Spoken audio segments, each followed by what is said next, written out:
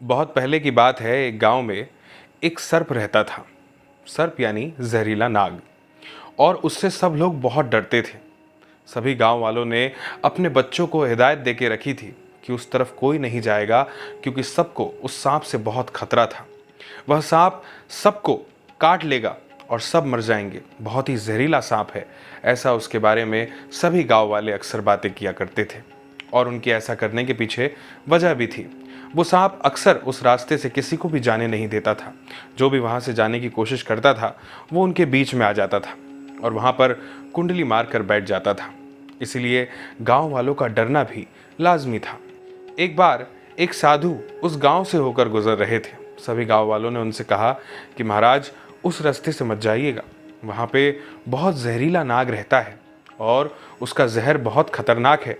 उसके डसते ही हम निष्प्राण हो जाते हैं, तो आप वहां से मत जाइएगा।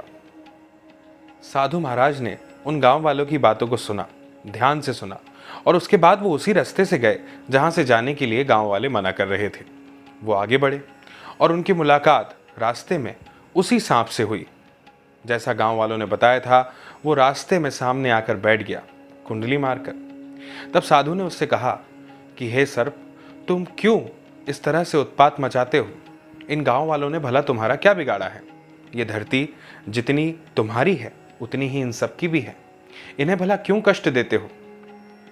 तो सांप को उस साधु महाराज की बात पर थोड़ा थोड़ा यकीन आने लगा। वह धीरे धीरे साधु महाराज की तरफ बढ़ा, यह देखने के लिए कि वह साधु महाराज उससे डरते हैं या नहीं डरते। लेकिन जैसे जैसे वह आगे बढ़ता गया, साधु महाराज के तेज का असर उस पर पड़ता चला गया और उसकी गति अपने आप धीमी होने लगी। और वो साधु महाराज को पहचान गया कि ये कोई आम व्यक्ति नहीं है। तब उस सांप ने साधु महाराज से पूछा कि हे महाराज, बताइए, अगर मैं ऐसा ना करूं, इन्हें नहीं डराऊं, तो क्या अब ये बात मालूम पड़ने के बाद में कि मैं इन्हें नहीं डसूंगा, ये गांव वाले मुझे मार नहीं देंगे? तो साधु महाराज ने कहा, चिंता मत करो, मैं अभी जाकर उन गांव वालों को ये बात कह दूंगा कि अब इस रास्ते पर तुम किसी को परेशान नहीं करोगे। तुम भी खुश रहो, गांव वाले भी खुश रहेंगे। और साधु महाराज ने जैसा कहा, वो गांव वालों को ऐसा समझा कर आ जाते हैं कि देखो, मैं उसी रास्ते से जाकर आया हूं और मैंने उस सर्प को बहुत अच्छे से समझा दिया है। अब वह जीवन में कभी ऐसा नहीं करेगा, तुम्हें नहीं डराएगा, तुम स्वतंत्र हो उस रास्ते से आने जाने के लिए। गांव वालों को साधु महाराज की बात पर विश्वास हो गया, क्योंकि अगर ये साधु महाराज सच नहीं बोल रहे होते तो गांव वालों को लगा कि इनका वापस जिंदा लौट पाना संभव नहीं था।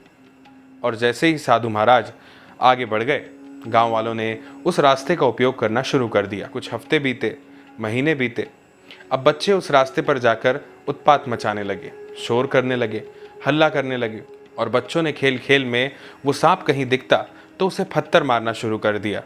अब सांप, जिसने साधु महाराज को ये वचन दिया था कि वे कभी भी इन गांव वालों का बुरा नहीं करेगा, वो बेचारा चुपचाप वहां से भाग जाता।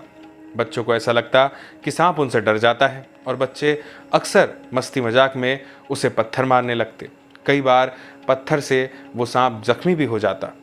कई महीनों के बाद में एक बार फिर उन्हीं साधु महाराज का उसी रास्ते से गांव की ओर लौटना होता है। वो सांप उन्हें फिर मिलता है और कहता है कि महाराज प्रणाम।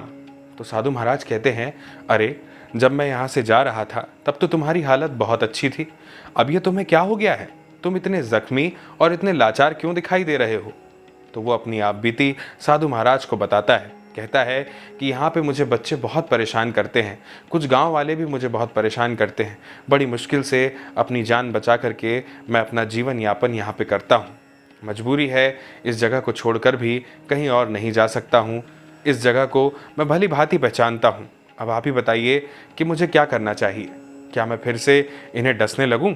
तो साधु महाराज मुस्कुराए और उन्होंने उस सांप से कहा कि अरे, तुझे इन सबको डसने की आवश्यकता नहीं है। मैंने ये कब कहा था कि जब ये तुझे डराने आए तो तू इन्हें फुफकार नहीं मार सकता? तुम्हारी फुफकार ही काफ़ी है इन गांव वालों को सबक सिखाने के लिए। इसके लिए तुम्हें किसी को डसने की आवश्यकता नहीं है। सांप ने इस बार फिर से साधु महाराज की बात मान ली और सांप और गांव वाले दोनों अपने अपने डर के साथ, अपनी अपनी खुशी के साथ, स्वतंत्रता के साथ आराम से उस गांव में रहने लगे। इस कहानी से हमें यह सीखने को मिलता है कि हमें इतना अधिक भी विनम्र नहीं होना चाहिए कि लोग हमारा इस्तेमाल करने लगे। और हमें इतना अधिक कठोर भी नहीं होना चाहिए कि लोग हमारे पास आने से कतराने लगे। किसी ने कहा है कि जीवन में इतना बड़े बनो कि जब आप खड़े हो जाएं तो आपके सामने आपके सम्मान में सब लोग खड़े हो जाएं, और इतना छोटा भी साथ ही साथ बनिए कि जब आप बैठें छोटे से छोटा व्यक्ति आकर के अपने दिल की बात आपके सामने रख सके। आज इस कहानी का अंत हम एक कविता के साथ करेंगे, जिस कविता का शीर्षक है शक्ति और क्षमा, जिसे लिखा है राष्ट्र कवि रामधारी सिंह दिनकर जी ने। तो चलिए सुनते हैं इस कविता को। क्षमा दया तप त्याग मनोबल सबका लिया सहारा, पर नर व्याघ्र सुयोधन तुमसे कहो कहाँ कब हारा। क्षमाशील हो रिपु समक्ष तुम हुए विनत जितना ही, दुष्ट कौरवों ने तुमको कायर समझा उतना ही। अत्याचार सहन करने का कुफल यही होता है, पौरुष का आतंक मनुज कोमल होकर खोता है। क्षमा शोभती उस भुजंग को जिसके पास गरल हो, उसको क्या जो दंतहीन विषरहित विनीत सरल हो। 3 दिवस तक पंथ मांगते रघुपति सिंधु किनारे, बैठे पढ़ते रहे छंद अनुनय के प्यारे प्यारे। उत्तर में जब एक नाद भी उठा नहीं सागर से, उठी अधीर धधक पौरुष की आग राम के शर से। सिंधु देह दर त्राही त्राही करता आ गिरा शरण में, चरण पूज दासता ग्रहण की बंधा मूढ़ बंधन में। सच पूछो तो शर्म ही बसती है दीप्ति विनय की, संधि वचन संपूज्य उसी का जिसमें शक्ति विजय की। सहनशीलता क्षमा दया को तभी पूजता जग है, बल का दर्प चमकता उसके पीछे जब जगमग है, पीछे जब जगमग है।